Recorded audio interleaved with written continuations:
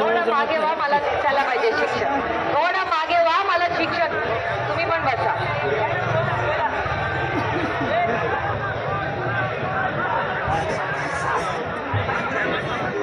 नमस्कार.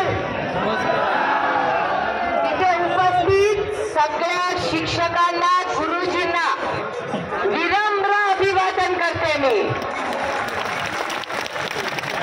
आज महाराष्ट्रातल्या सगळ्या शिक्षकांना रस्त्यावर उतरावं लागतंय.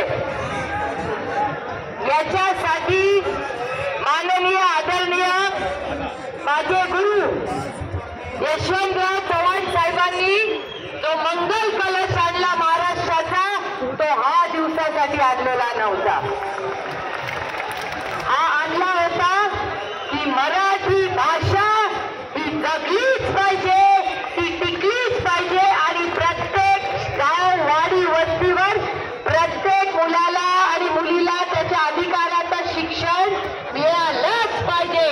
आणि तो अधिकार प्रत्येक मुला आणि मुलीला भारतरत्न डॉक्टर बाबासाहेब आंबेडकरांनी संविधानात दिलेला आहे. त्याच्यामुळे हा तुमचा जो मोर्चा आहे ना, या सरकारला आठवण दिली पाहिजे की हा संविधानाचा अपमान आहे की माझ्या या सगळ्या शिक्षकांना इथे बसावं लागतंय. हा फक्त शाहू महाराजांचा अपमान आहे, कारण शाहू महाराजांनी पहिल्यांदा या देशामध्ये, राज्यामध्ये मराठी काढले.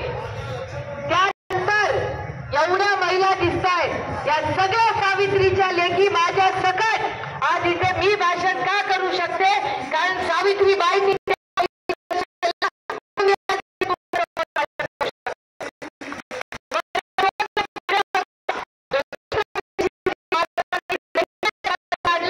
हे रयतेचं राज्य नाही, हे दलालांचं राज्य. हरवतं माझा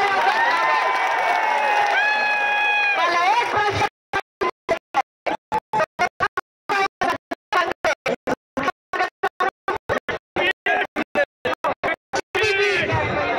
शक्तीपीठ मार्गासाठी 83,000 कोटी रुपये यांच्याकडे आहेत, पण माझ्या गरीब कष्ट करणाऱ्या माय मराठीच्या